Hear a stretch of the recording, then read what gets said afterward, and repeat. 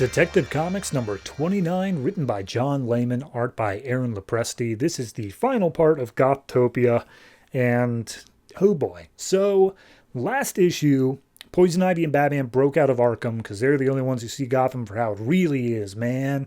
And then Scarecrow sicked the whole Bat family on the two of them. So, this issue picks up after the fight is done, and Batman has been beaten into submission and is now one of Scarecrow's obedient drones. And he's like, oh, Batman, this is only the start of my plan. So Scarecrow turns to his other doctors, Professor Pig and Mr. Freeze and all that, and basically says, like, all right, tonight, while the city is sleeping, we're gonna go full scale on the Nightmare Machine. We're gonna turn all of Gotham into this fear state. It's gonna be great. And Mr. Freeze and Merrymaker, I want you two to take Batman, and Batman will lead you to all the places that we can get the most fear out. And he's just like, are you sure? I mean, is he obedient, or did he even put up a fight? And then we flash back to the fight, and we see Batman's side of it, where he's like, I was easily going to win. And then Scarecrow took Catwoman hostage and said, like, I'll kill her if you don't cooperate. He's like, how do you want me to cooperate? And then he just gets blasted with this gas. But because he took Poison Ivy's antidote, while it does affect him slightly, he's able to fight off the most of it. We actually see how his fear toxin works, which is first you feel a burning, then you get hit with like all the basic fears like snakes and spiders, and then it starts playing on your like specific terrors, the things that really hit you personally.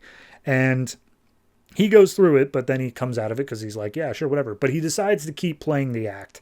So Scarecrow sits up and be like, you belong to me now. And Poison Ivy's like, you got to fight it, Batman. But then Scarecrow's like, screw you, Poison Ivy. And he instructs Batman to backhand Poison Ivy, which he does. And just like, I got to keep up this act for as long as possible so I can get the full plan. So at this point, Scarecrow says, I'm going to change your outfit. And it's the exact same. He gives him a Batman outfit, but it's got like the Scarecrow stitching along it, like the sewing needle stuff. So extra. Anyway, so he says like, yeah, Batman's going to take you, and I want you to test him. I want you to force him to apply the drug himself, so that way he's the one who's causing fear in Gotham. And so Merrymaker says, all right, let's go, Batman. And Batman says, sure, but let's go this way instead. And he just starts leading, sorry, it's not Mr. Freeze, Professor Pig and Merrymaker. And they go up to this random ass apartment where this guy's asleep, and Batman gives him a dose of the nightmare juice. And when he wakes up, he sees Batman in this horrific nightmare style. And after a few hours, they all meet back up again. And Merrymaker's like, dude, Batman was like terrorizing everybody. It was awesome. He's totally under our control. And look how much concentrated fear stuff we got out of them. And they load it up into a giant fear juice machine. And we see that Scarecrow's loaded up a bunch of blimps with this stuff.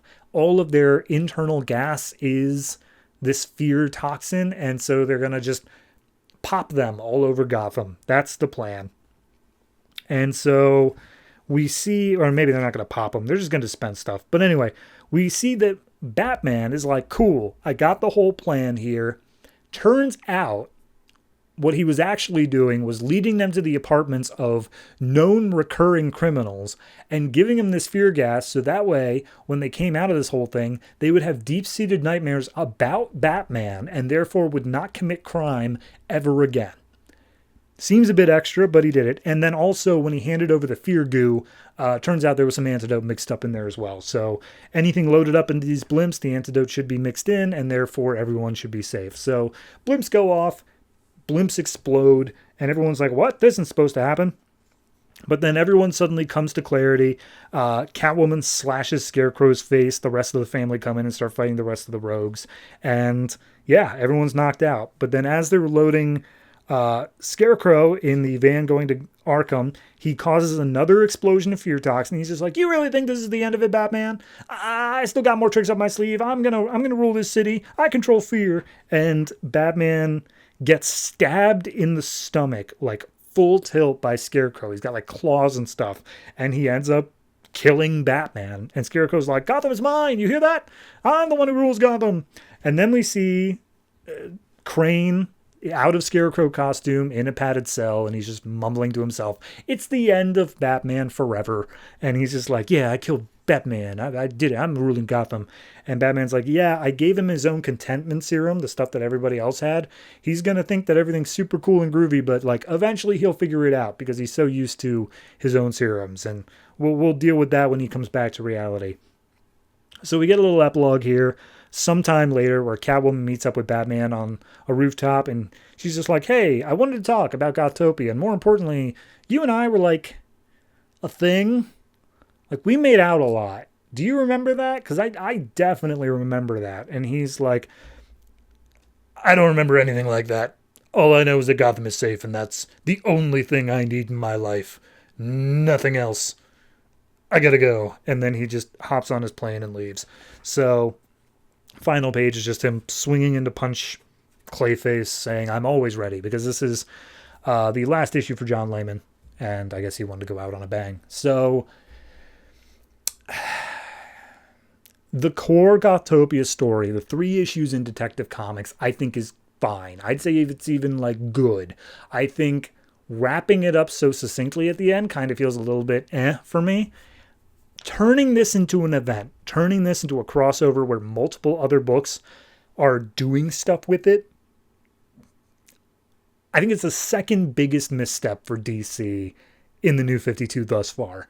I'm going to say the first biggest misstep is somewhere around the idea of Scott Lobdell has multiple books, but this is a close contender for that. It's so hard for me to separate this book specifically out from the event as a whole. I think this book was fine.